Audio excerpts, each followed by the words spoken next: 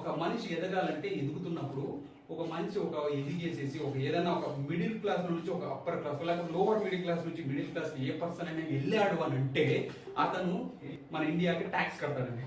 Tax కడతాడా? For example ఒక person ఒక job వచ్చింది అనుకున్నాం, జాబ్ వచ్చేసి ఒక మంచి శాలరీ తీసుకుంటున్నాడు, లేకపోతే ఏదైనా కారు లేకపోతే ఏదో బండో కొన్నాడు, లేకపోతే ఏదో ఒకటి కొన్నాడు, లేకపోతే ఏదో ఒకటి చేసుకుంటున్నాడు అనుకోండి.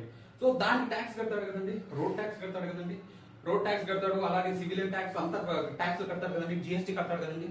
సో ఆ జిఎస్టీ కడితే ఆ డబ్బులు ఎక్కడ పోతుందండి? గవర్నమెంట్కి పోతుంది కదా. మళ్ళీ గవర్నమెంట్ ఏం చేస్తుంది? ఆ డబ్బులే మళ్ళీ ఒక పథకాల ద్వారా ఇస్తారు కదండి. ఏవైనా ఒక బ్యాంకింగ్ లోకి డబ్బులు ఎవరు ఇంజెక్ట్ చేస్తారండి? ఆ డబ్బులే కదండి ఇంజెక్ట్ చేస్తారు బ్యాంకింగ్ సిస్టమ్ లోకి. మళ్ళీ అదే డబ్బులే అప్పుల్లాగా ఇస్తారు కదండి జనాలకి.